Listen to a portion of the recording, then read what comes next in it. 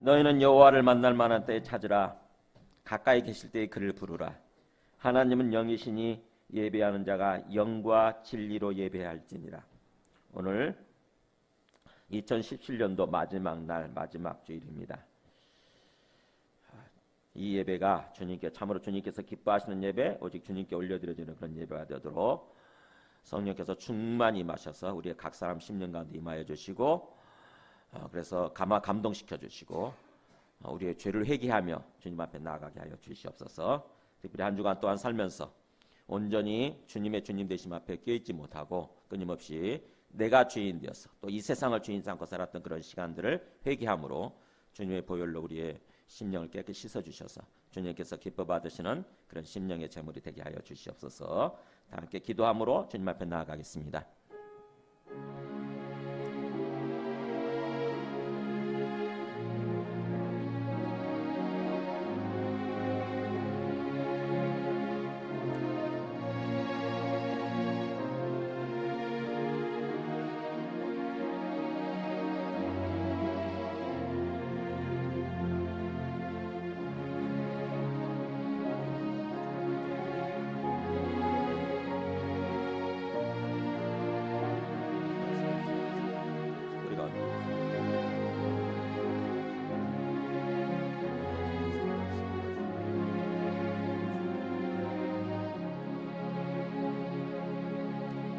만일 우리가 우리 죄를 자백하면 그는 미쁘시고 의로우사 우리 죄를 사하시며 우리를 모든 불의에서 깨끗하게 하실 것이요. 아멘. 주를 찬양하나이다. 가사를 생각하고 가사에 우리의 마음을 실어서 우리의 마음을 올려드리도록 하겠습니다. 아멘. 주를 찬양하나이다.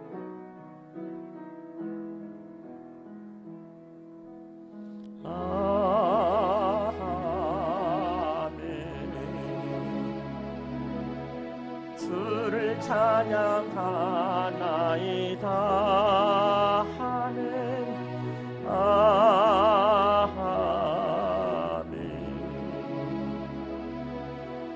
주를 찬양하나이다. 성령 회복시켜 주옵소서. 성령님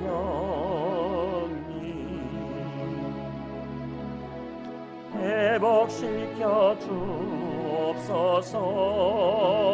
아멘. 성령님 치유하여 주옵소서. 치유하여 주옵소서. 아멘. 자, 우리 다 함께 일어나셔서 주님의 말씀 봉독하시겠습니다. 오늘 말씀은 신명기 8장 1절에서 10절. 저희는 한 절씩 교독하시겠습니다. 내가 오늘 명하는 모든 명령을 너희는 지켜 행하라. 그리하면 너희가 살고 번성하고 여호와께서 너희의 조상들에게 맹세하신 땅에 들어가서 그것을 차지하리라. 내 하나님 여호와께서 이 40년 동안에 내게 광야길을 걷게 하신 것을 기억하라. 이는 너를 낮추시며 너를 시험하사 내 마음이 어떠한지 그 명령을 지키는지 지키지 않는지 알려 하심이라. 너를 낮추시며 너를 줄이게 하시며 또 너도 알지 못하며 내 조상들도 알지 못하던 만나를 내게 먹이신 것은 사람이 떡으로만 사는 것이 아니요 여호와 입에서 나오는 모든 말씀으로 사는 줄을 내가 알게 하려 하심이니라. 이 40년 동안에 내 의복이 헤어지지 아니하였고 내 발이 부르트지 아니하였느니라. 너는 사람이 그 아들을 징계함 같이 내 하나님 여호와께서 너를 징계하시는 줄 마음에 생각하고 내 하나님 여호와의 명령을 지켜 그의 길을 따라가며 그를 경외할지니라. 내 하나님 여호와께서 너를 아름다운 땅에 이르게 하시나니 그곳은 골짜기든지 산지든지 시내와 분천과 샘이 흐르고 밀과 보리의 소산지요 포도와 무화과와 석류와 감람나무와 꿀의 소산지라. 내가 먹을 것에 모자람이 없고 내게 아무 부족함이 없는 땅이며 그 땅의 돌은 철이요 산에서는 동을 캘 것이라. 내가 먹어서 배부르고 내 하나님 여호와께서 옥토를 내게 주셨으므로 말미암아 그를 찬송하리라. 아멘. 아멘. 앉으시겠습니다. 자, 옆에 있는 분들한테 인사하시겠습니다. 올 한 해 정말 수고하셨습니다. 이렇게. 새해에는 더욱더 복을 많이 받으시기 바랍니다. 한번 인사해 보실까요?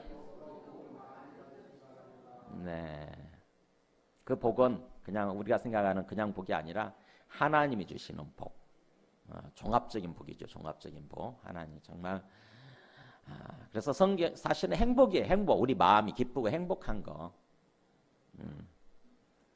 다른 것들이 이렇게 다 이렇게 이루어짐으로써 사실은 또 무엇보다도 주님 안에서 주님이 우리와 함께 해주신 그런 어떤 그 믿음이 있음으로 인해서 은혜를 받음으로 인해서 우리가 행복한 거죠. 우리 마음이 행복하게 되는 거죠. 그게 복입니다. 성경이 말씀하는 복. 그래서 2018년도 새해에는 우리 모두가 그런 복을 충만히 누리는 그런 해가 되시길 바랍니다. 자, 그런 가운데 오늘 말씀을 좀 나누도록 하겠습니다. 오늘은 2017년도 마지막 주일 마지막 날이잖아요. 그러면서 이제 내일부터 새 날이 시작이 되는데 새해가 시작이 되는데 거기에 맞게 오늘 이 말씀을 우리가 함께 나누고자 합니다. 오늘 말씀은요. 신명기 말씀이죠. 그죠? 한번 그림을 좀 보여주실래요? 이게 이스라엘 사람들의 출애굽 경로예요. 출애굽 길이에요. 보면은 여기가 이집트 애굽이죠. 여기서 살다가 하나님이 이렇게 구원해 주신 거예요. 노예로 살았잖아요. 노예. 애굽 사람들의 노예로 살았는데 거기서 해방시켜 주신 거죠. 그래가지고 거기서 빠져나와서 이렇게 홍해를 건너고 그 다음에 쭉 이렇게 지나서 여기가 시내산이에요. 시내산을 지나서 그 다음에 여기가 그 가데스 바네아. 여기가 바로 하나님이 들여보내기를 주기를 원하시는 가나안 땅인 거죠. 지금 이스라엘 땅. 지금 이스라엘 땅. 여기 사해가 있잖아요. 이렇게 사해. 위에가 아마 그 갈릴리 호수가 있겠죠. 그래서 여기가 이 가나안 땅인데 이 땅을 주시기 위해서 그래서 이곳에서 이제 정착해서 농사 지으면서 그런 삶을 주시기 위해서 하나님이 이스라엘 사람들을 이렇게 불러내신 거예요.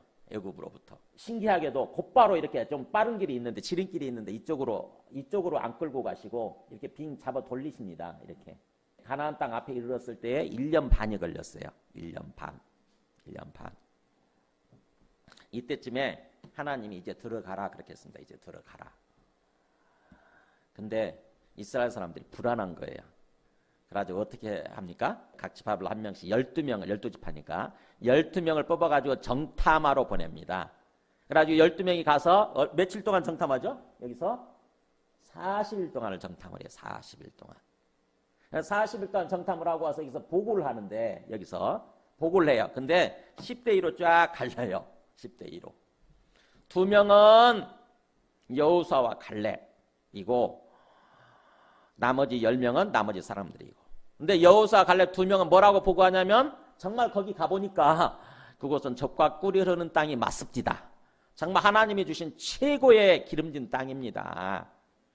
그리고 하나님이 우리에게 그 땅을 주시기로 약속하셨으니까 우리는 그 땅에 들어갈 수 있습니다. 그러니까 들어갑시다. 하나님 믿고 들어갑시다 그랬어요. 근데 나머지 10명은 반대 의견을 냅니다. 거기 가보니까 사람들이 키가 장난이 아닙니다. 우리는 그 사람들 옆에 서니까 마치 고목나무에 메뚜기 붙은 것처럼 메뚜기 같습니다. 우리가. 뿐만 아니라 그 사람들이 지금 그 지키고 있는 성은 너무나 크고 견고한 요새입니다. 그러니까 우리가 그 땅을 이렇게 들어가서 차지하기는 안 됩니다. 우리가. 그들하고 싸워야 되는데 우리가 그 사람들하고 싸워서 우리가 이길 수가 없습니다. 아마 다 죽을 것입니다. 이렇게 보고를 해요. 다 죽을 것입니다. 그러니까 사람들이 그 얘기를 듣고 술렁술렁 하죠. 항상 제가 말씀드리지만 긍정적인 얘기와 부정적인 얘기를 들으면 우리는 어느 쪽으로 되게 흐르죠? 네, 부정적인 쪽으로. 우리 속에 있는 죄성이 있거든요. 하나님을 향해서 반역을 일으켜본 사람들이기 때문에 우리 속에 이 반역성 있잖아요. 반역성, 걸 패역함이라고 그러죠. 성경적으로. 그 반역성, 패역함이 우리 속에 이 잠복해 있어요. 그래가지고 기회만 있으면 그게 이렇게 들고 일어납니다. 하나님을 배신해버리고 하나님을 배반하고 그냥 내 마음대로 해버리고자 하는 그게 있어요. 우리 속에 항상 있어요. 그러니까 이 가데스 바네아에서도 그 일이 일어납니다. 여기서도 10대 2로 쫙 가려면서 대부분의 사람들이 열명적으로 흘러요. 열명적으로. 아이고 우리 다 죽었구나. 그러니까 우리 다시 돌아가자. 그래가지고 지도자를 서로 여기서 뽑습니다. 민수기 14장 그 27절 한번 보여줘 보실래요? 돌아가려고 하는 순간 하나님이 안 계신 줄 알았는데 갑자기 하나님이 나타나세요. 나를 원망하는 이 약한 회중에게 내가 어느 때까지 참으랴. 막 하나님을 향해서 원망했거든요. 아니, 하나님이 왜 우리를 죽이려고 여기까지 끌고 오셨나? 이스라엘 자손이 나를 향하여 원망하는 바 그 원망하는 말을 내가 들었노라. 그러면서 여호와의 말씀에 내 삶을 두고 맹세하노라. 내 삶이라고 하는 것은 내가 살아있다는 사실이에요. 하나님께서 안 보이시지만 안 계시는 게 아니라 안 보이셔도 계신다고 하는 거죠. 살아계신다고 하는 것입니다. 그래서 하나님 내가 살아있다는 이 사실을 두고 맹세한다고 하는 것입니다. 그러면서 너희 말이 내 귀에 들린 대로 내가 너희에게 행하리라. 뭐라고 얘기했냐면은 차라리 우리가 애굽에서 죽었더라면 좋았을 것을, 애굽에서 차라리 노예로 살다가 죽었더라면 좋았을 것을, 또는 우리가 여기까지 오는 도중에 그냥 이렇게 광야에서 죽었더라면 좋았을 것을 이렇게 막 자꾸 불평하고 원망했거든요. 환경과 상황이 어려우니까. 그 사람들 입장에서 생각하면 맞습니다. 사실은 그런 불평 터져나올 만하지요. 그렇잖아요. 우리도 환경이 굉장히 좀 힘들면, 먹고 살기 힘들면 우리도 모르게 불평하잖아요. 그죠? 우리도 모르게 불평하고 아이고 차라리 죽을 걸, 죽었더라면 좋을 거를, 차라리 죽고 싶다, 나가 죽어라 이렇게 얘기하잖아요. 그죠? 우리도 모르게 자꾸 그런 식으로 육신적인 말, 그런 말을 자꾸 뱉어냅니다. 그게 익숙해 있어요. 그게 몸에 쩔어 있어요. 사실은요. 완전히 몸에 배어 있죠. 이스라엘 사람들도 그랬어요. 차라리 죽었더라면 좋았을 것을. 그렇게 막 원망했거든요. 그랬더니 하나님 안 계신 줄 알고 그렇게 했는데 하나님 다 듣고 계셨던 거예요.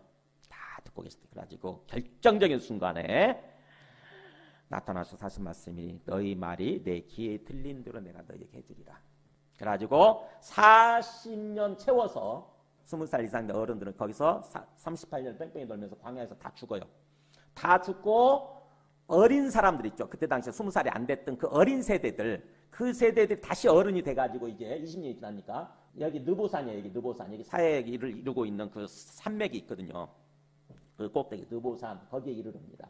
그래가지고 여기서 보면은 산이 높으니까 여기서 보면은 이 가나안 땅이 다 보여요. 이 느보산에서 모세가 하는 설교, 이게 신명기예요. 신명기. 모세도 못 들어가요. 가나안 땅에. 왜냐하면은 이스라엘 사람들의 그 패역한 모습, 반역하는 모습을 보면서 모세도 어느 순간에 불신앙 상태에 빠졌거든요. 하나님을 온전히 믿지 못하고 지 마음대로 해버렸거든요. 모세도. 무슨 물가죠? 그 물가에서 그냥 그 물이 없어서, 그러니까 뭔가 바위를 향해서 명령해라. 그러면 물이 나올 거다 그랬는데 이 모세도 화가 복받치는 바람에 그냥 갖다 지팡이를 갖고 있던 지팡이를 내리쳤거든요. 바위를 향해서 내리쳤어요. 그러니까는 사실은 그 순간에 모세도 어느 순간에 하나님에 대한 어떤 믿음을 잃어버린 거예요. 사실은요. 자기도 육신에 사로잡힌 것입니다. 어쨌든 그걸로 말미암아서 모세도 가나안 땅에 들어가는 게 자격 박탈이 돼요. 가나안 땅에 못 들어가요. 그러니까는 모세도 이스라엘 백성 때문에 지금 가나안 땅에 못 들어가고, 그렇지만 이제 그 출애굽 2세대 가나안 땅에 들어가기로 돼 있는 그 사람들 앞에서 그 사람들 모아놓고 지금 설교를 하는 거죠. 그러면 그 모세의 마음이 어떨까 한번 생각을 해보세요. 모세의 마음이 어떨까? 굉장히 좀 복잡하겠죠, 그죠? 여러 가지 굉장히 아픔도 있고, 또 하나는 뭐예요? 안타까운 마음도 있고, 그리고 또 이 출애굽 이제 이 가나안 땅에 들어가야 되는, 그러면서 어쩌면 또 이 사람들이 불순종하게 되면, 믿음이 없어서 불순종하게 되면 가나안 땅에 못 들어가거나 또 아니면 들어가더라도 여기서 제대로 누리지 못하는 그런 일이 벌어질 수 있으니까 실제로 그렇게 되잖아요. 그런 상황, 미래의 패역한 세대죠. 미래의 불신앙 세대를 놓고 지금 모세가 그 마음을 가지고 지금 설교를 하는 것입니다. 그러니까 신명기에 어떤 얘기가 나올지 뻔히 우리가 짐작이 되죠. 그죠? 신명기에. 그러면 어떤 설교를 했을까? 생각해 보세요. 제가 뭔가 천국에 못 들어간다고 생각합니다. 저는 저도 막 저기 하는 바람에 불신앙 상태 빠지고 천국에 못 들어가는데, 여러분은 지금 천국에 들어가는 거, 천국을 코앞에 두고 제가 여러분들 앞에 설교한다고 생각해 보세요. 그러면은 그게 어떤 내용이 나올지 짐작이 되잖아요. 그게 신명기 내용이에요. 그래서 신명기는 3번에 걸쳐 설교를 합니다.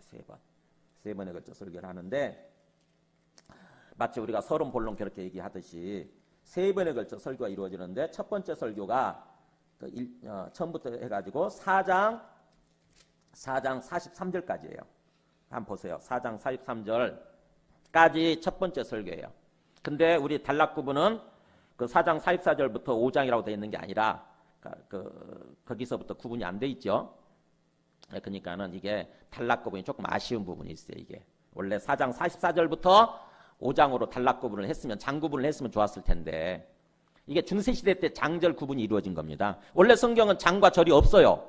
장과 절이 원래 없었는데 중세시대 때 누군가가 장절을 구분했어요. 그래서 대부분 잘했는데 대체적으로 굉장히 잘했어요. 잘했는데 어떤 부분은 조금 잘못 구분하는 바람에 성경을 이해하는 데 있어서 조금 이렇게 맥이 끊겨요.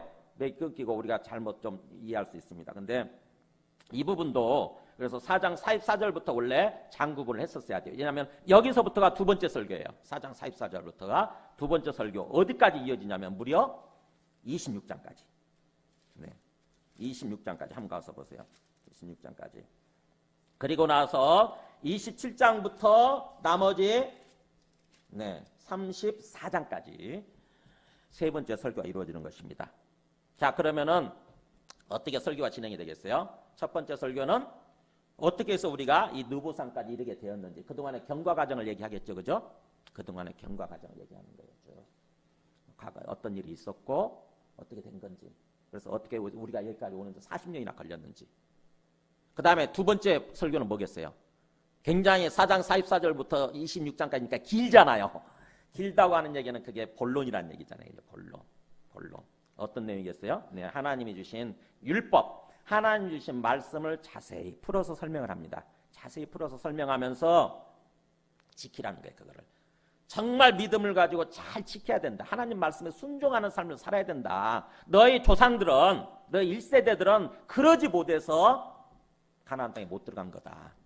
그러니까 너희들은 믿음을 가지고 잘 지켜야 된다. 그래야 가나안 땅에 들어가고 가나안 땅에 들어가서도 행복하게 살 수 있다. 이렇게 설교하는 것입니다. 오늘 그 1절에도 나오잖아요. 8장 1절에도 내가 오늘 너희들한테 명하는 모든 명령을 다 모든 명령을 지켜 행하라.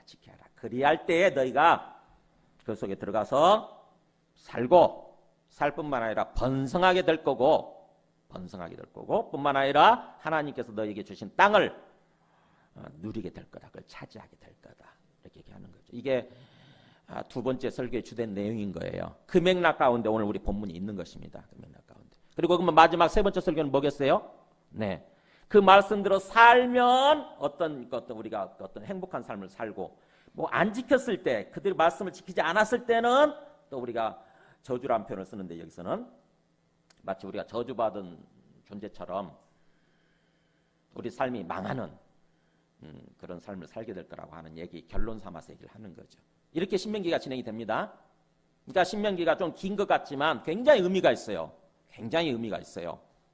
그냥 이렇게 맥락을 모르고 읽으면은 좀 길게 느껴지고 그냥 그 중간에 읽다 말아버리고 이렇게 되는데 세 번의 설교로 이루어져 있다. 서론, 본론, 결론처럼 이런 식으로 진행이 된다. 이렇게 생각하시면 돼요. 그래서 우리가 2017년도를 이렇게 보내고 2018년도를 새해를 맞이하면서 마치 모세와 그 이스라엘 백성들이 이 광야 시간들을 보내고 이제 새로운 땅으로 들어가려고 하는 것과 비슷하잖아요. 그죠? 그래서 신명기 말씀을 올해 이렇게 2018년도를 맞이하면서 연초에 좀 끊지 말고 한번 읽어보시기 바랍니다. 끊지 말고 한번 쭉 읽어보세요. 한 4시간 정도 걸릴 거예요. 아마 4시간 정도. 그냥 아무 생각 없이 읽으면 빨리 읽을 수 있지만 그래도 생각하면서 묵상하면서 읽으면은 근데 굉장히 의미가 있습니다, 여러분. 정말 은혜가 됩니다. 정말. 네. 혹시 좀 쉬어야 되겠다 싶으면은 첫 번째 설교 끝나고 좀 쉬시고 그 다음에 두 번째 설교 끝나고 좀 쉬시고 이렇게 맥을 잡아서 좀 쉬세요. 그러고 나서 신명기를 읽으세요. 그래서 우리가 되게 연말 보내고 연초를 맞이하게 되면 좀 의미 있는 사람들은 영적으로 깨어있는 사람들은 좀 기도하는 시간을 좀 가져요. 대부분 보면은 좀 저기 한 사람들은 금식기도도 합니다. 금식기도 연초에 아예 기도원에 들어가서 금식기도하는 사람들 있잖아요. 저는 몇 년 전에 열흘 금식을 한번 해봤거든요. 연초에 정말 좋더라고요. 3일째 금식할 때 너무 힘들더라고. 너무 배가 고픈 거예요. 너무 배가 고픈 거예요. 근데 3일 지나고 5일째 들어서면서부터 집중이 되더라고요. 하나님께 집중이 돼요. 진짜 내 안에 내가 비워지기 시작해요. 내 안에 내가 내 모든 잡다한 생각들, 내 욕심, 내 자아 이런 것들이 다 깨끗해지기 시작하더라고요. 비워지기 시작하고 내 안에 내가 비워지니까 육신이 비워지는 거죠. 육신이 비워지니까 하나님의 영으로 차오르면서 하나님의 영 성령이 충만해지면서 진짜 가만히 있는 것 자체가 기도가 되는 거예요. 주님을 만나서 주님과 계속 대화가 되는 거예요. 숨 쉬고 있는 것 자체가 기도예요. 7일째 넘어서고 열흘 되고 그러니까 정말 이것 때문에 금식 기도하는구나 이런 생각이 들더라고. 그러니까는 참 의미가 있어요. 연초에 그렇게 시간 보내는 거 굉장히 의미가 있습니다. 특히 우리 1년을 놓고 이렇게 좀 생각하는 시간을 갖도록 우리 내일은 하루 쉬게끔 돼 있잖아요. 빨간 날짜 아닙니까? 빨간 날짜. 그러니까 세상 사람들처럼 아무 생각 없이 그냥 먹고 마시고 그런 식으로 보내지 마시고 조금 먹고 조금 마시고 조금만 세상 사람들하고 좀 가족들하고 보내시고 혼자 좀 주님 앞에서 기도하는 신명기를 읽으면서 좀 시간을 보내면 내년 한 해가 정말 여러분한테 의미 있는 복된 시간이 될 거라고 제가 여러분 앞에 확신합니다. 약속을 드려요. 네. 꼭 신명기 이번 연초에 한번 전체 쭉 그 흐름을 따라서 읽어보세요. 3번에 걸친 설교 의미가 있습니다. 그래서 그런 의미에서 제가 이제 신명기 8장을 지금 한 해를 보내면서 또 새해를 맞이하면서 이 말씀을 좀 택한 것입니다.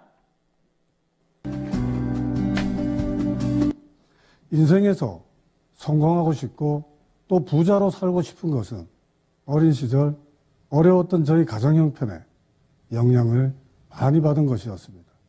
결혼하고 1년 365일 동안 저는 일 때문에 쉬는 날이 거의 없었고 그러자 저희 와이프는 술과 벗하며 지내는 날이 점차 많아졌고 제가 퇴근해서 집에 가면 술병만 쌓여져 갔었습니다. 일로 인한 과로와 스트레스 그리고 주말 골프조 때 매일 술접대가 이제 반복되다 보니까요. 이런 상황이 조금만 더 가면은 죽는 거가 바로 이런 거구나 하는 그런 생각도 들었습니다. 그래서 갑자기 정말 계획에도 없는 사표를 쓰게 되었습니다. 그 당시 저희 아들은 미국에 유학을 가게 되었는데 저도 아무 생각 없이 그들과 동행하게 되었습니다. 미국의 지체들이 어찌나 예배와 말씀을 사모하는지 제가 예배 기간 동안에 이렇게 그 지체들을 쭉 보니까요. 저로서는 그 자괴감과 부끄러움을 느낄 수밖에 없었습니다. 부활이라는 확실한 증거를 통해서 이 땅에 오신 예수님이 바로 하나님이시고 또한 그분이 나의 주인이라는 사실을 정확하고도 확실하게 알려주었음에도 불구하고 저는 여전히 예수님을 믿지 않고 이 세상과 간응하며 마귀의 종노릇하고 살아온 저의 전 인생을 하나님께 가슴치며 회개하였습니다. 이 세상에서 가장 성공적인 사람은 예수님을 주인으로 믿는 사람입니다. 아멘. 이 천지를 창조하신 예수님을 여러분 인생의 주인으로 마음 중심에 모시기를 부탁드리며 저의 간증을 마치도록 하겠습니다. 고맙습니다. 하나님 없이 하나님을 주님으로 믿지 않고 내가 주인 돼서 살아가는 인생은 솔로몬의 표현에 의하면 바람을 잡으려는 같은 인생이라고 그러잖아요. 여러분 바람 잡아보셨어요? 바람 잡으려고 막 쫓아간다고 생각해보세요. 굉장히 바쁘겠죠, 그죠? 분주하게 이리 뛰고 저리 뛰고 그러는데 바람이 잡힙니까? 근데 우리 인생이 그런 인생이라고 하는 거죠. 나중에 허무하게 느껴지잖아요, 그죠? 잡은 것 같았는데 손에서 모래가 빠져나가듯이 물이 빠져나가듯이 하나도 없어요. 그러고 나서 딱 보니까 죽음이 앞에 있는 거죠. 이 세상을 떠날 때가 된 거예요. 대부분의 인간들이 그렇게 살아요. 그래서 인생을 허무하다고 인생 무상을 얘기하는 거예요. 인생 무상. 멋모르고 그렇게 살거든요. 다 그렇게 살거든요. 근데 딱 죽음 앞에 서고 보니까 이 땅에서 인생이 아무것도 아닌 거죠. 진짜 바람 잡는 인생인 거예요. 아무것도 아닌 거예요. 자랑하지 마세요. 여러분이 갖고 있다고 생각되는 거 절대 여러분 거 아니에요. 주인이 아니라고. 주인 따로 계신다고. 그러니까 그거 그냥 그거 내 것인 양 그렇게 자랑하려고 하지 마시고 하나님을 잡으세요. 하나님을 주인으로. 그래야 하나님께서 주신 그것들이 우리 삶에 유익하게 되는 어떤 그런 필요 수단이 되는 것입니다. 하나님이 주인 되지 않으면은 그냥 그것들은 오히려 그냥 어느 순간에 다 빠져나가고요. 그리고 그것이 오히려 우리 삶을 불행으로 만드는, 불행으로 이끄는 그런 것들이 될 수 있어요. 오늘 말씀을 보면은요. 오늘 말씀 보면 이렇게 그 가나안 땅을 코앞에 두고 모세가 이스라엘 사람들 향해서 이렇게 설교하는데 먼저 그랬죠. 1절에서 내가 오늘 명하는 모든 명령을 너희는 지켜 행하라. 지금부터 내가 설교하는 내용을 다 지켜서 행하라. 그렇게 하면 너희가 앞으로 살고 너희 조상들과 같이 그렇게 죽지 않고 살고 뿐만 아니라 번성하게 될 거고 또 뿐만 아니라 하나님이 주신 그 땅에 들어가서 차지하게 될 거다. 땅을 누리게 될 거다라고 하는 거예요. 즉 다시 말하면 우리식으로 신약식으로 얘기하게 되면은 하나님 나라 천국의 삶을 우리가 누리게 된다고 하는 것입니다. 하나님의 말씀대로 살아갈 때에 천국의 삶을 우리가 누리게 된다고 하는 거죠. 하나님 그것을 위해서 우리를 택하고 불러주셨으니까요. 그러면서 그렇게 되기 위해서 이렇게 두세 가지를 지금 모세가 짚어줍니다. 첫 번째 두세 가지를 우리가 기억해야 될 게 있다고 하는 거죠. 세 가지를 기억해야 돼요. 첫 번째는 뭐냐? 2절 나오죠. 광야길을 기억해야 된다고 하는 것입니다. 너의 하나님 여호와께서 이 40년 동안에 너에게 광야길을 걷게 하신 것을 기억하라. 광야길을 걷게 하신 것을 기억해라. 우리가 2017년도를 보내면서 이 한 해를 돌아볼 때 우리의 광야 같은 시간들이 있었죠. 그죠? 아까 우리 집사님 기도에서 다 열거하셨는데 나라적으로 보게 되면은 국가적으로 보게 되면은 참 그 시간들 있잖아요. 보면은. 그죠? 엄청난 사건 사고의 어떤 그 시간들 거기에 관련된 그 사람들한테 얼마나 그 시간이 힘들겠습니까? 그잖아요. 그게 바로 광야의 시간들이에요. 우리 개인적으로는 뭔가 육체적으로 큰 어떤 그 어려움이 있었다거나 병에 걸려서 또는 사건 사고를 당해서 큰 어려움이 있었다거나 또는 경제적으로 큰 어려움이 있었다거나 또는 우리 자식에 있어서 어떤 문제가 생겼다거나 우리 가정에 있어서 문제가 생겼다거나 이런 어쨌든 크고 작은 어떤 어려운 시간들 있잖아요. 마치 이게 끝인 것 같고 막다른 골목인 것 같고 이대로 인생 끝장날 것 같고 했던 그런 시간들 있잖아요. 그런 순간들 그게 바로 광야의 시간들입니다. 근데 그 시간들도 하나님께서 왜 그것을 허용하셔서 내가 그 길을 걷게 하셨는지 그것을 기억하라는 것입니다. 도대체 이 광야길의 의미가 무엇인가? 왜 하나님이 이 시간을 내한테 허락하셨는가? 이 고난의 시간들이죠, 사실은.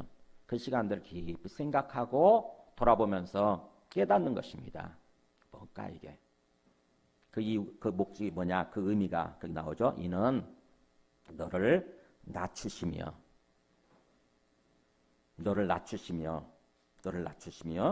너를 시험하사 네 마음이 어떠한지 그 명령을 지키는지 지키지 않는지 알려 하십니다. 네, 하나님이 왜 그런 힘든 시간들, 고난의 시간들 우리에게 주셨느냐? 바로 우리를 낮추기 위한 것이었다고 하는 것입니다. 낮추기 위한 것.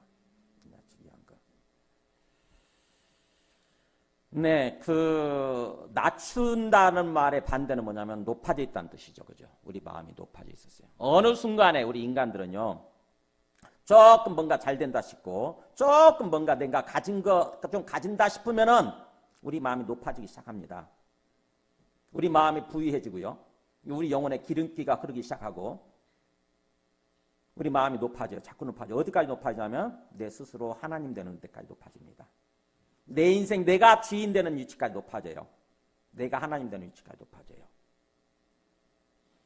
그래서 내 마음대로 다 될 것 같이. 하나님도 필요 없어요. 그때는 이제. 하나님 필요 없어요. 내 마음대로 될 것 같으니까. 거기까지 높아지는 것입니다.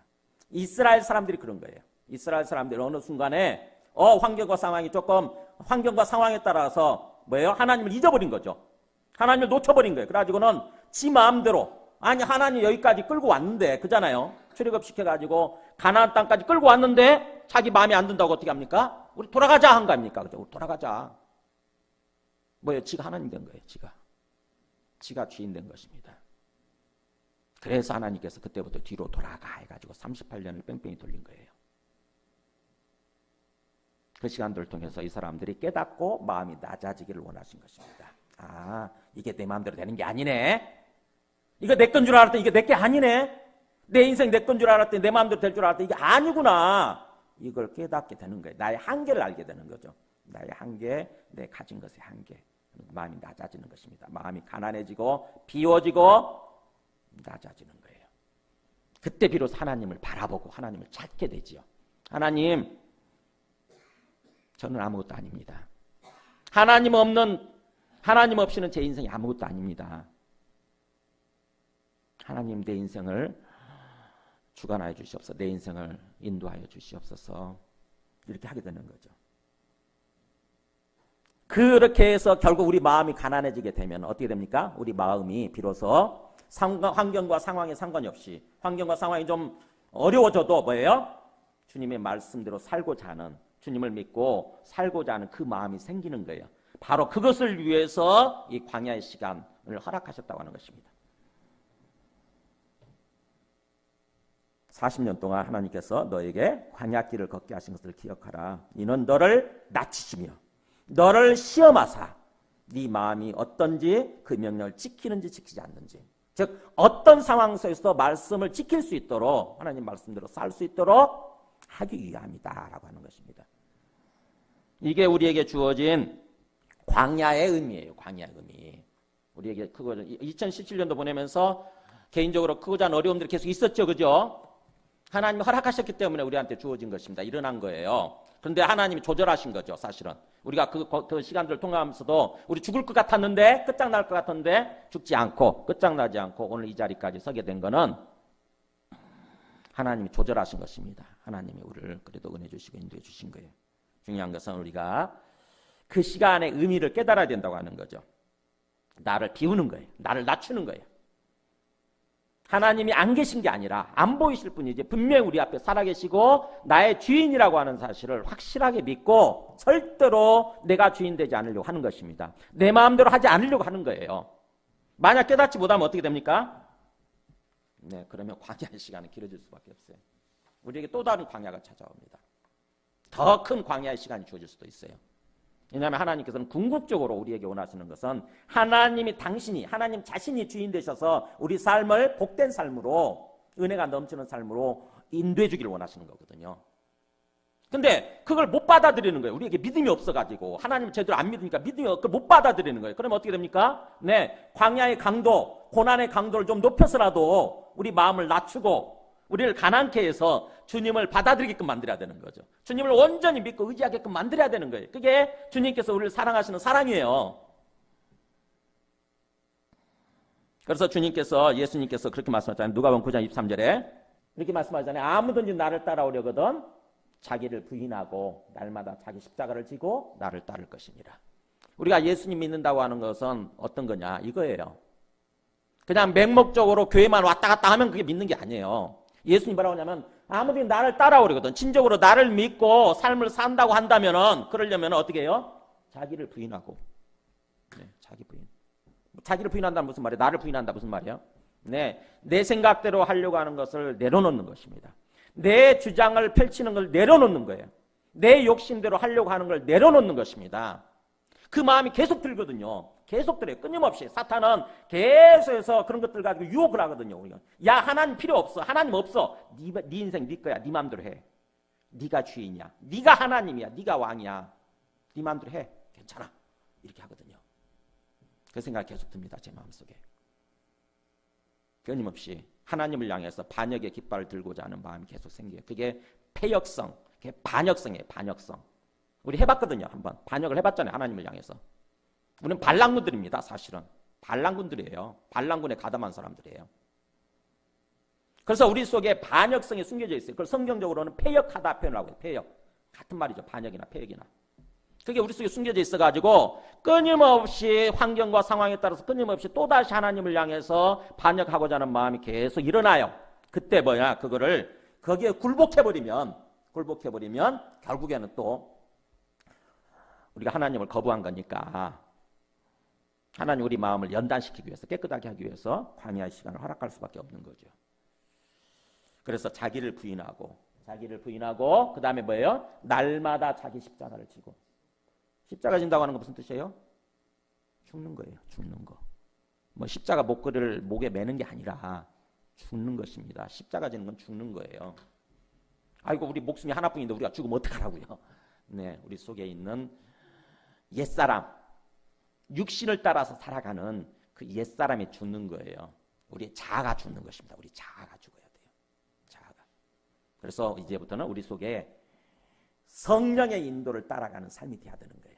성령을 따라서 하나님을 따라가는, 주님을 따라가는 삶이 돼야 되는 거예요. 그래서 그 십자가, 우리가 처음 예수님 믿을 때 이 고백하고 믿은 거예요. 사실은요. 하나님 그동안 저 하나님 모르고 하나님 안 계신 줄 알고 내 마음대로 살았는데 이 죄를 회개합니다. 지금부터는 이제 과거에 내 사람은 다 죽고 옛사람은 죽고 새로운 사람으로 주님을 따르는 삶을 살겠습니다라고 고백한 게 그게 예수님 믿는 거였거든요. 근데 어느 순간에 또다시 계속 내가 살아나요. 내 옛사람이 계속 살아나가지고 내가 주인 되려고 하는 거야. 그거를 뭐예요? 매일같이 죽여야 된다고 하는 것입니다. 매일같이. 그러니까 한 번 죽으면 안 된다고 하는 거죠. 날마다 죽어라. 날마다. 그래서 날마다 자기 부인하고 날마다 자기 죽고 십자가를 지고 그러고 나서 주님을 따르는 거예요. 주님으로 따르는 것입니다. 주님으로 믿고 따르는 거예요. 아무렇게나 그냥 믿고 따르는 것이 아니라 예수님이 나의 주님이시라고 하는 거. 주님으로 믿고 따르는 거. 진짜 주인으로. 아까 그 간증하신 분처럼. 그래서 분도 그렇게 깨닫기 전에 그냥 교회 다녔던 분이에요. 집사님이에요. 집사님. 큰 사업하시는 집사님이셨어요. 근데 몰랐던 거죠. 주님 믿는다고 하는 의미를 몰랐어요. 그저 뭐 오직 돈 잘 벌어서 세상적으로 성공하는 게 목표였으니까 그것을 위해서 하나님도 다 종이었고 자기를 도와주는 그냥 종으로 삼았고 그런 삶을 살았다가 제가 생략을 했지만 간증 생략했지만 어느 순간 죽을 상황이 된 거예요. 사실은. 건강진단 받고 죽음 앞에 선 것입니다. 거기서 깨달은 거예요. 거기서 무너진 거예요. 돈은 많이 벌었는데 이게 아무것도 아니구나. 죽고 나면 무슨 소용이 있어요? 여러분 돈 많이 번 것도 여러분 죽고 나면 무슨 소용이 있습니까? 아이고 자식들한테 물려줘서 좋다고요? 그럴 수 있네요. 근데 여러분 건 아니에요. 아무 소용없어요.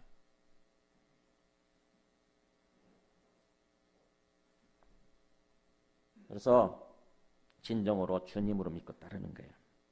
그게 고난의 광야의 길을 허락하신 의미라고 하는 것입니다. 아무리 광야를 허락해 주신 하나님께서 여기 광야를 가지고 고난을 허락하셨는데 그걸 깨닫지 못하게 되면은 별 수 없어요. 그 사람의 삶은 또 빙 돌아가는 것입니다.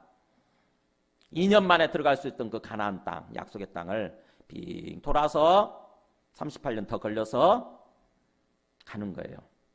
그때쯤 되면 우리 인생은 없어요. 이제 끝날 때쯤에 되는 거예요. 사실은 저는 선교단체 출신이거든요. 대학교 다닐 때. 선교단체 출신이고 그때 하나님께서 저에게 뭔가를 말씀하시고 저에게 뭔가 이렇게 부르신다고 하는 걸 제가 알았는데 저는 그거 따르고 싶지 않았어요.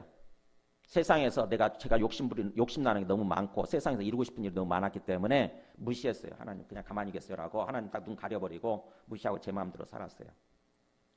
그러고 나서 10년이 흘렀어요. 10년. 그러니까 10년이라는 세월을 저는 그냥 이 광야를 더 이렇게 방황한 것입니다. 허비를 했어요. 지금 생각하면 10년이 저한테 그게 다시 회복될 수 있다고 한다면은 정말 제가 하고 싶은 일이 많아요. 선교사로 나가고 싶고 이스라엘에 가서 저 예루살렘 대학 가서 히브리 대학 가서 뭔가 좀 정말 깊이 공부하고 싶고 이런 게 하는데 10년을 그냥 놓쳐버린 게 이게 너무너무 사실은 정말 아까운 거예요. 그래도 10년 버려서 다행이지 만약에 이스라엘 사람들처럼 제가 40년을 버린 다음에 40년을 허비한 다음에 깨달았다고 한다면 저에게 인생이 남아있지 않을 텐데 어떻겠어요? 근데 많은 사람들이 광야 시간을 통해서도 깨닫지 못하다 보니까 그렇게 인생을 허비해버리고 결국 아무것도 이루지 못하고 아무것도 하지 못하고 죽음 앞에 서게 되는 그런 인생을 산다고 하는 거죠. 두 번째 우리가 기억해야 될 거예요. 3절입니다. 두 번째 우리가 기억해야 될 거. 자, 그렇게 너를 낮추시고 너를 줄이게 하시고 이게 고난의 광야의 시간들이었죠. 너를 낮추시고 너를 여러 가지 참 육체적으로 굶주리게도 하시고 이스라엘 사람들이 그랬거든요. 생각해보세요. 그 40년 동안 광야 아무것도 없는 곳 있잖아요. 아무것도 없어요. 돌하고 흙밖에 없어요. 가면은 그곳에서 얼마나 생고생을 했겠습니까? 그런 고생을 하면서도 그런데도 또라는 말이 나오죠. 3절에서 또라는 말은 여기서 영어로는 and겠지만 그럼에도 불구하고 이런 뜻이에요. 이게 그럼에도 불구하고 너를 그렇게 낮추고 너를 굶주리게 하시고 그럼에도 불구하고 그러면서도 뭐냐 너도 알지 못하며 너의 조상들도 알지 못하던 만나를 너에게 먹이신 것 그걸 기억하라고 하는 것입니다. 우리가 광야 시간을 지났어요.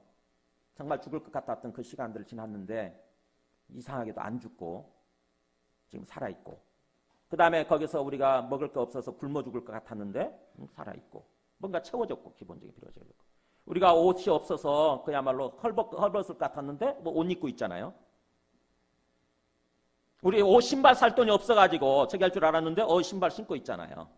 이스라엘 사람들이 그랬어요. 이스라엘 사람들이 광야를 지나면서 정말 그렇게 굶어 죽고 얼어 죽고 그럴 줄 알았는데 4절에 보세요. 이 40년 동안에 너의 의복이 헤어지지 아니하였고 너의 발이 부르트지 아니하였느니라. 이게 하나님께서 내려주신 만나예요. 만나. 하나님께서 채워주신 것입니다. 죽을 것 같았던 그 시간을 하나님께서 지켜주시고 굶어 죽을 것 같은 시간들 하나님께서 채워주신 거예요. 그게 만나의 시간이에요. 너도 알지 못했고 너도 예상하지 못했죠. 그죠? 너도 예상하지 못했고 네 조상들도 전혀 알지 못했던 그 광야에서 만나가 매일 내려왔지 않습니까? 그죠? 매일 아침이면 나가면 아침에 나가서 보면은 만나가 이렇게 수북이 쌓여 있는 거예요. 광야에. 그러면 거기서 걷어가지고 그것을 가지고 하루하루 먹지 않았습니까? 그죠? 만약에 믿음이 없어가지고 내일 먹어야 되겠다라고 내일 남겨두면 어떻게 되죠? 내일 먹어야겠다 오늘 남겨두면 저녁에 썩어버려요. 그게. 썩어버렸다고요. 썩어버리는 현상이 벌어진 거예요. 그러니까는 하나님께서는 뭐예요? 매일 내려주시면서 매일 하나님을 의지하도록 그렇게 훈련시킨 거예요. 매일. 오늘 또 하나님을 의지하고 내일 또 하나님을 의지하고 항상 매일같이 하나님을 온전히 의지하는 그런 삶을 살도록 훈련시키신 것입니다. 한꺼번에 내려주시지 않았어요. 물론 안식일이 있을 때는 토요일날 이틀치를 내려주셨습니다. 토요일날 이틀치를 내려주셨어요. 그렇지만 어쨌든 기본적으로 매일매일 내려주신. 그래서 우리 주기도문에 우리에게 일용할 양식을 주옵시고라는 기도가 들어간 거예요. 하나님이 기도를 가르쳐 주시면서 왜 우리에게 일용할 양식을 주옵소서 이렇게 기도하라고 훈련시키시겠습니까? 우리가 먹을 거 있잖아요. 지금 먹을 거 쌓여 있잖아요. 당장 오늘 안 본다고 내일 굶어 죽을 사람 지금 없죠. 대부분 그렇잖아요. 그런데 그러다 보니까 오늘 우리에게 일용할 양식을 주옵소서라고 하는 기도가 낯설어요. 그 기도가 굉장히 낯섭니다. 이상하게 그 기도 하기 싫어요. 근데 하나님이 주님께서 왜 그 기도를 하라고 훈련시키냐? 바로 이 광야에서의 그 시간들을 통해서 매일매일 하나님이 은혜 주시지 않으면, 하나님께서 매일매일 채워주시지 않으면 우리가 결코 살 수 없다고 하는 것을 깨닫도록 하기 위해서, 그래서 매일매일 하나님께 의지하는 그런 삶을 살도록 하기 위해서 그 기도를 가르쳐 주신 거예요. 그 기도를 통해서 매일 우리가 주기도문 하면서, 그렇습니다. 하나님께서 은혜 주셔서 이렇게 당장 굶어 죽지 않을 정도로 쌓여 있지만, 그럼에도 불구하고 하나님께서 매일매일 우리를 채워주시지 않으면은 우리가 언제 굶어 죽을지 모릅니다. 언제 죽을지 모릅니다. 하나님 아니면 안 됩니다. 라고 하는 그런 생각을 해야 되는 거죠. 그런 훈련을 해야 되는 것입니다. 그래서 바로 그렇게 만나를 너에게 먹이신 것은 뭐예요? 그 이유, 이제 그 의미를 알아야 되는 거죠. 그 어려운 시간들을 지났는데 우리가 죽지 않고 오늘까지 이렇게 채워진 모습으로 오늘까지 이렇게 살아있어서 새날 2018년도 새해를 앞두고 있는 이유가 뭐예요? 우리가 잘 알고 있는 말씀이죠. 그렇게 만날 너에게 먹이신 것은 사람이 떡으로만 사는 게 아니요 여호와 입에서 나오는 모든 말씀으로 사는 줄을 너가 알게 하려 하심이니라. 네. 무슨 말입니까 이게? 사람이 떡으로만 사는 게 아니다? 하나님의 말씀으로 사는 존재다? 이게 무슨 말이에요? 네, 사람이 떡으로만 산다고 하는 것은 바로 뭐예요? 네, 떡이 밥이죠, 밥. 우리식으로 얘기하면 밥이죠, 밥. 즉 다시 말하면 우리 인간이라고 하는 존재는 배만 채워지면 사는, 배만 채워지면 만족하고 행복하는 그런 존재가 아니라고 하는 것입니다. 뭐예요? 말씀이 채워줘야 되는, 즉 하나님과의 관계가 있어야 되는, 그래서 영적으로 만족하고 그래야 행복할 수 있는 그런 영적 존재라고 하는 거예요. 영적 존재. 보세요. 분명히 보면은 이스라엘 사람들 같은 경우는 분명히 먹을 게 없었어요. 근데 매일같이 나가보면은 하늘에서 떨어지는 거예요. 하늘에서 먹을 게 떨어져요. 만나가 떨어져 있어요. 그걸 통해서 이 사람들은 뭘 깨닫습니까? 아, 위에 하나님이 계시는구나. 위에 하나님이 계셔서 하나님이 이렇게 매일매일 우리 삶을 채워주시고 인도해 주시는 거구나. 이게 아니면 안 되는 거구나. 인간이라고 하는 존재는 그저 이 땅에서 내 힘으로 내 능력으로 뭔가 밥값 떡값만 벌어가지고 밥만 먹고 사면 떡만 먹고 배만 부르면 되는 그런 존재가 아니구나. 이걸 깨닫게 하시기 위해서 하나님께서 친히 매일 만나를 내려주신 거예요. 우리 인간이 잘못 생각하게 되면은요, 믿음이 없으면, 하나님에 대한 믿음이 없으면 그저 육체적인 생명이 전부인 줄 알아요. 육체적으로 먹고 사는 게 전부인 줄 알아요. 그래가지고 어느 순간에 하나님을 잊어버리고 하나님을 놓아버리고 그저 배만 부르고 만족하면 그게 전부인 양 그렇게 삽니다.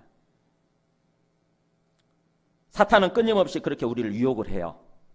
떡을 가지고, 밥을 가지고, 밥값을 가지고 끊임없이 유혹을 해요. 야, 인간이 산다는 게 별거 있냐? 그냥 배부르고 등 따스면 되는 거지. 그러니까 이것저것 고민하지 말고 찾지 말고 그냥 네 마음대로 살아. 지금 너 돈 많고 뭐 쌓아놨잖아. 그러니까 그런 거 이것저것 뭐 쥐리고 뭐 있냐? 그냥 가서 그냥 저기 시간 보내지 말고 네 마음대로 살아. 예수님이 그 유혹을 받으셨어요. 예수님이 마태복음 4장 3절을 보여줘 보세요. 예수님이 40일 금식 기도가 끝났을 때 세 가지 시험을 받잖아요. 마귀한테. 첫 번째 시험이 뭐냐 이거예요. 네가 만일 하나님의 아들이거든 명하이 돌들로 떡덩이가 되게 하라. 무슨 말이에요? 야, 네가 하나님의 아들이면 다 만들 수 있잖아. 얼마든지 뭔가 다 창조할 수 있고 만들 수 있고 변하게 할 수 있으니까 이 돌들 있잖아. 이 돌 떡덩이가 되게 만들어. 떡으로 만들어가지고 너 얼마나 배고프니 지금. 40일이나 다 쫄쫄 굶었으니까 얼마나 배고프니. 그러니까 떡 만들어서 먹어. 그리고 하나님이고 뭐고 다 필요 없어 그냥. 그거잖아요. 그랬더니 예수님이 뭐라고 그러십니까? 사람이 떡으로만 살 것이 아니요 하나님의 입으로 나오는 모든 말씀으로 살 것이라 했느니라. 오늘 말씀이죠. 우리 그 신명기 8장 3절 이 말씀을 가지고 인용을 하면서 사탄을 향해서 대적하는 것입니다. 사탄아, 사람이 떡으로만 사는 존재가 아니란다. 사람이 배만 부르면 만족하는 그런 어떤 육체적인 존재, 개나 돼지 같은 그런 짐승이 아니란다. 인간이라고 하는 존재는 하나님과의 관계가 있어야 되고 하나님과의 관계에서 비로소 영적으로 채워져야만 진정으로 배부르고 진정으로 만족하고 진정으로 행복할 수 있는 그런 영적인 존재란다. 물러가라 사탄아. 이렇게 얘기한 거예요. 확실하게 주님께서는 이 말씀을 알고 계셨던 거죠. 그죠? 확실하게 이 말씀을 알고 암송까지 하고 계셨던 거예요. 이 말씀을 암송하고 계셨던 그 깊이를 그 의미를 알고 그러고서 사탄이 딱 때가 되니까 아닌 게 아니라 가장 기본적인 거잖아요. 그죠? 육체적인 필요를 가지고 유혹하는 게 시험하는 게 가장 기본적입니다. 이게. 나중에는 명예욕을 가지고 유혹을 하고 나중에는 하나님과의 관계를 가지고 유혹을 해요. 하나님 다 부정해버려라. 내가 하나님이다. 내한테 절하면 이거 다 줄게. 이렇게 영적인 유혹을 하거든요. 단계별로 진행이 됩니다. 마귀가 예수님을 그렇게 유혹을 해요. 근데 가장 첫 번째 유혹이 이거예요. 떡을 가지고 유혹하는 거, 밥을 가지고 유혹하는 거, 돈을 가지고 유혹하는 거죠. 일종의 돈 버는 거 가지고. 우리도 마찬가지예요. 우리도 깊이 깨닫지 못하게 되면 어느 순간에 그 사탄이 유혹하는 떡 시험에 넘어갑니다. 밥 시험에 넘어가요. 그것 때문에 먹고 살기 위해서 하나님의 뭐고 다 부정해버리고 하나님 부인하고 그렇게 살기 시작하는 거죠. 내가 하나님이야, 내가 하나님. 떡이 하나님이고 떡값이 하나님이야. 떡값이 돈이 하나님이 되는 거죠. 존 스튜어트 밀이 나는 배부른 돼지가 되기보다는 배고픈 소크라테스가 되기를 원한다. 1800년대에 나는 배부른 돼지가 되기보다는 그냥 배는 부른데 이 삶에 어떻게 살아야 될지 삶의 가치나 방향을 모르는 삶의 방향이나 목표를 모르는 어떤 그런 돼지 같은 짐승이 되기보다는 좀 배가 고프더라도 소크라테스 같은 사람 어떻게 살아야 될지에 대해서 깊이 생각하고 삶의 방향과 목표를 아는 그런 사람이 되기를 원한다 이렇게 얘기를 했다고 합니다.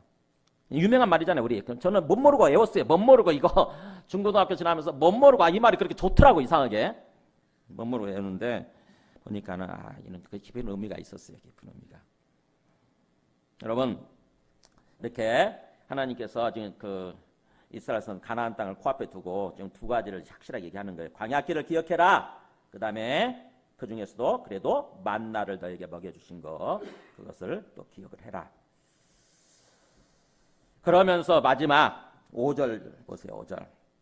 하나님께서 우리를 어떤 존재로 취급하시냐면 어떤 존재로 대하시냐면은 너는 사람이 그 아들을 징계한 같이 너희 하나님 여호와께서 너를 징계하시는 줄 마음에 생각하고. 네. 하나님은 우리를 그냥 그런 존재가 아니라 아들로 대하고 계신다고 하는 것입니다. 자기 아들로 생각하신대요. 우리를. 자기 아들. 아들이라고 하는 존재는 어떤 존재냐? 로마서 8장 보여주세요. 아들이라고 성경에서 아들이라고 하는 의미가 나올 때는 어떤 존재냐면은 상속자라는 뜻이에요. 상속자. 그러니까 성령이 친히 우리의 영과 더불어서 우리가 하나님의 자녀라고 증언하신다고 그랬죠. 우리는 하나님의 자녀들이 여기 있는 분들은 다 우리 하나님의 아들들이고 하나님의 자녀들입니다. 그 말은 무슨 말이냐면 자녀라면 또한 상속자, 곧 하나님의 상속자라고 하는 의미예요. 즉 하나님께서 갖고 계신 하나님의 모든 재산 있죠. 상속자라는 게 그런 거 아니에요? 하나님의 모든 재산, 하나님 나라에 속해 있는 모든 재산, 어떤 그야말로 기쁨과 평안과 은혜와 어떤 그런 것들을 있잖아요. 그리고 또 거기 있는 모든 게 다 이 세상에 있는 게 모든 게 하나님 거 아닙니까? 사실은 그죠? 그 모든 것을 하나님의 우리에게 물려주기를 원하시고 우리가 그걸 누리기를 원하시는 거예요. 그게 상속자라고 하는 의미예요. 그러니까 하나님께서 우리에게 어떤 삶을 살아가기를 원하시느냐? 하나님께 속해서 정말 행복한 삶이에요. 정말 행복한 삶. 기쁨이 넘치고 은혜가 넘치고 평강이 넘치고 그야말로 행복한 삶. 그 삶을 우리에게 주기를 원하시는 것입니다. 그게 아들이라고 하는 의미예요. 5절에 너는 사람이 그 아들을 징계하는 것처럼 그렇죠? 사람이 자기 아들이 뭔가 잘못하면 어떻게 되죠? 네, 사랑하기 때문에 그 아들을 향해서 일종의 징계를 가지 않습니까? 매를 들죠. 회초리를 들죠. 그래야 그 아이가 제대로 깨닫고 제대로 인격을 갖추어서 아버지가 갖고 있는 것을 다 물려받아서 제대로 누리는 행복한 삶을 살아가게 되는 거잖아요. 근데 잘못 키우면 어떻게 됩니까? 잘못 키우게 되면은요, 아무리 아버지가 많은 재산을 물려줘도요, 그거 얼마 안 가서 다 탕진해버리고 망하는 삶을 살아요. 불행한 삶을 살아요. 우리 그 모교회 서초대 가면 사랑의 교회 그 앞에 엄청난 땅덩이를 가진 주 씨라고 하는 분이 계세요. 옛날 호박밭이었는데 그 호박밭이었던 시절 그걸 많이 갖고 있다 보니까 그게 개발되면서 엄청난 부자예요. 엄청난 부자. 근데 그 아들은요 완전 개망난이에요. 완전히 개망난이 뿐만 아니라 전혀. 그래서 그분은 그 아들한테 재산을 물려주지 않아요. 그 물려줬다가는 완전히 저기 할 것 같으니까 안 물려주지 않습니다.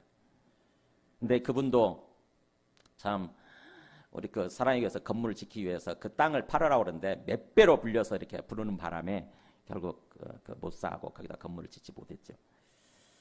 그분은 예수님 믿게 하려고 예수님 믿으면 훨씬 더 그 영혼이 이렇게 행복한 삶을 살아갈 수 있잖아요. 진짜로 어떻게 살아야 되는지 알고. 그래서 예수님 믿게 하려고 몇 번 이렇게 전도 집회 때 불러서 했는데 결국에는 안 믿으시더라고요. 안 믿으시더라고. 근데 어쨌든 사람이 그렇게 뭔가 자기 아들이 잘못되면 징계하는 것처럼 하나님 여호와께서 너를 그렇게 아들로 생각하고 아들처럼 그렇게 징계하시는 것을 마음에 생각해라 라고 하는 것입니다. 그래서 너의 하나님 여호와의 명령을 지켜서 그의 길을 따라가며 그를 경외할지니라. 그러니까 하나님은 왜 이렇게 이스라엘 사람들을 광야의 시간을 허락하시고 그러면서 또 만나를 이렇게 주시고 그러지 않느냐. 하나님께서 왜 우리를 2017년도에 이게 큰 어려운 시간들을 허락하시면서도 또 우리를 지켜주시고 오늘까지 우리를 인도해 주시지 않느냐. 사실은 하나님이 우리를 아들로 생각하신다고 하는 것입니다. 하나님 나라 천국의 삶을 누리기를 원하시는 거예요. 그래서 우리가 뭔가 잘못되어 있어요. 우리 영혼이 뭔가 좀 잘못된 상태에 있어요. 하나님을 잊어버리고 딴 길을 가고 있습니다. 지금. 그러면 어떻게 되죠? 하나님 우리한테 고난의 시간을 주시는 거예요. 징계를 하시는 것입니다. 회초를 들어서 징계를 하시는 거예요. 깨닫도록 다시 하나님께로 돌아오도록. 그게 하나님께서 우리를 사랑하시는 사랑이라고 하는 것입니다. 히브리서에 나오죠. 히브리서 12장에 주께서 그 사랑하시는 자를 징계하시고 그가 받아들이시는 아들마다 채찍질하십니다. 주님께서 우리를 사랑하시기 때문에 그 사랑하시는 자를 징계하신다고 하는 것입니다. 그리고 그가 받아들이시는 아들이기 때문에 그 아들이라고 한다면 그 아들마다 회초를 드신다는 거예요. 그러니까 우리에게 주어진 어떤 고난의 시간들, 어려운 시간들은 사실은 주님의 회초리였어요. 주님의 회초리. 야, 좀 정신 차려라라고. 너 이대로 가면 진짜 천길 낭떠러지 절벽이야, 절벽. 나 망한다, 완전히 망한다. 너 죽어. 그러니까 내가 너를 살리고자 하니까, 그래서 내 안에서 정말 행복한 삶을 살아가기를 원하니까 제발 좀 정신 차려라 라고 뭔가 우리에게 징계를 주시고 징계를 하시고 고난의 시간을 허락하신다고 하는 것입니다. 근데 그걸 깨닫지 못하면 고난의 강도는 계속 세질 수밖에 없어요. 어떻게든 깨닫게 해야 되니까. 우리가 그렇게 어리석을 필요 없잖아요. 그죠? 구태여 한쪽 다리 잘라지고 구태여 우리 재산 다 날리고 꼭 그래야만 깨닫습니까? 그럴 필요 없잖아요. 그죠? 하나님이 살살 달래다시피 토닥거리시면서 야 좀 정신 좀 차려 하면은 깨닫고 하나님 계셨군요. 하나님 나의 주님이시고 하면은 우리가 주님 안에서 정말 기쁘고 행복한 삶을 살아갈 수 있는데 구태여 그렇게 심한 매를 맞아야 됩니까? 주님께서 그 얘기를 하시는 거예요. 그걸 마음에 생각하고 하나님께 너를 사랑하시니까 너를 아들로서 사랑하시니까 마음에 생각하고 하나님을 온전히 믿고 그 믿음에 의해서 말씀을 지키면서 그를 경외하는 삶을 살아라. 그럴 때에 그 7절에서 10절은 바로 우리에게 주어질 새 땅, 우리에게 주어질 2018년도 새해가 어떤 해가 될 것인지를 일종의 비전을 주시는 것입니다. 비전. 보세요. 이스라엘 사람들한테 어떤 비전을 주신가 보세요. 너희 하나님 여호와께서 너를 아름다운 땅에 이르게 하시나니 아름다운 땅. 그 다음에 9절에 보면 너가 먹을 것에 모자람이 없고 너에게 아무 부족함이 없는 땅. 10절에서 너가 먹어서 배부르고 너의 하나님 여호와께서 옥토, 기름진 땅이죠. 옥토를 너에게 주셨으므로 말미암아 그를 찬송하리라. 네. 결국 하나님께서 궁극적으로 우리에게 인도해 주시고자 하는 땅은 이런 땅이에요. 정말 아름다운 땅, 아름다운 생애, 아름다운 삶. 정말 주님 안에서 만족하고 배부르고 부족함이 없고 정말 기쁘고 행복한 그런 땅, 그런 시간, 그런 한 해, 그리고 그런 인생, 그런 삶을 우리한테 주기를 원하신다고 하는 것입니다. 그래서 2017년도 그런 시간들을 주셨다고 하는 것입니다. 우리가 2018년도 이렇게 새해를 맞이하면서 2017년도 돌아보는 게 오늘 내일 이렇게 오늘 내일 이틀 좀 2017년도 좀 굉장히 위기의 순간들이 있었잖아요, 그죠? 여러 가지 어려운 순간들이 있었는데 그것도 그래도 하나님 지켜주셨네요. 우리 정일모 집사님 같은 경우는 엊그저께 여기 광교에서 그 SK 건물 화재 사건이 있었잖아요. 그 현장에 있었대요. 그래가지고 자동차 키 그쪽에 있었던 거 다 타버리고 그랬대요. 근데 저렇게 또 지켜주셨네요. 저는 우리 가까운 사람이 그렇게 또 연결이 되리라고는 상상을 못했어요. 제가 지난주에 설교하면서 그랬죠. 틀림없이 엄청난 사건들이 계속 우리한테 일어날 거라고 그랬죠. 그랬더니 아니나 다를까 금방금방 또 일어나잖아요. 계속 일어나잖아요. 앞으로도 마찬가지입니다. 앞으로도 남의 일이라고 생각하지 마세요. 남의 일이라고. 중요한 것은 우리가 어떤 상황이든지 간에 주님을 온전히 주님을 향해서 우리가 영적 눈이 열리는 거예요. 영적 눈을 여는 거예요. 그래서 주님을 진짜로 주님 아니면 안 되는구나. 주님이 진짜 살아계시고 나의 주인이시구나라고 온전히 주님을 주님으로 믿고 항상 나를 부인하고 내 십자가를 지고 주님을 주님으로 따르는 것입니다. 그래서 우리의 영혼이 행복할 때 우리의 육체도 건강하고 우리 하는 일들도 형통할 수 있고 우리 삶이 행복할 수 있어요. 우리 영혼이 주님과의 관계에 있어서 행복할 때. 우리 찬송하고 기도하겠습니다. 찬송가 347장.